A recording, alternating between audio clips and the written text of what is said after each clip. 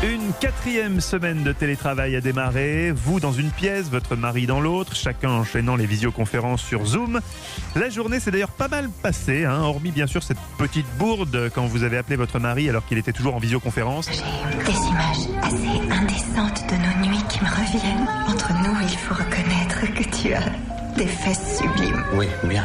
Je te remercie. Je suis avec l'ambassadeur du Mexique en ce moment, le responsable d'Amnesty International et le sous-secrétaire du commerce et de l'industrie.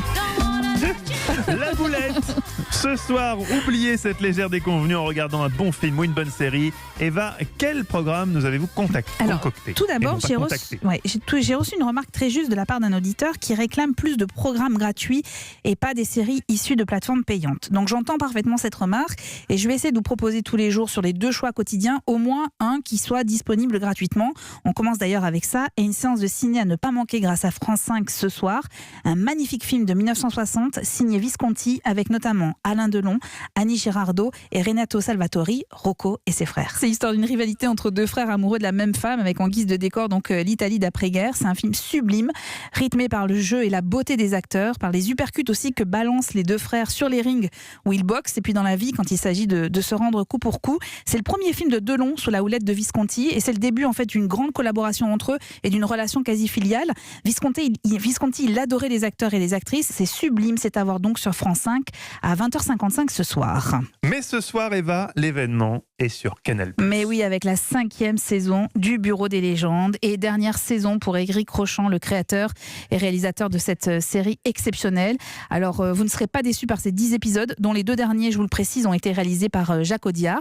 Alors, en toute simplicité, voilà. Qu'est-ce que je peux vous dire concernant l'intrigue? Eh bien, pas grand-chose, même rien, parce que je risquerais de vous dévoiler une partie de l'intrigue. Alors, on avait quitté le héros Malotru, incarné par Mathieu Kassovitz, dans une situation dramatique en Ukraine. On ne savait pas s'il était mort ou pas mort. Oui. Voilà, il n'était pas bien. Impossible de savoir, d'ailleurs. Et cette 5e saison, elle débute sur un article qui paraît dans le Figaro et qui est titré « Un agent français aurait été assassiné par la CIA avec l'assentiment de la DGSE en 2018 ». Et tout ça va provoquer un trouble au sein du Bureau des légendes.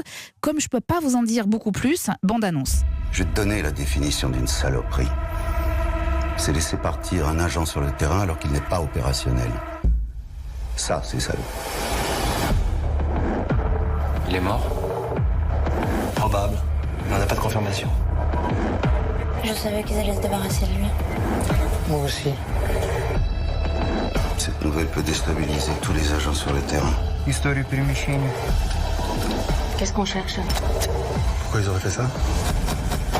Alors évidemment, je ne peux pas vous conseiller de regarder cette nouvelle saison si vous n'avez pas vu les précédentes, parce que même si les 2 premiers épisodes font un peu office de mise à niveau, l'intrigue elle est beaucoup trop complexe, il faut vraiment que vous ayez tout vu auparavant.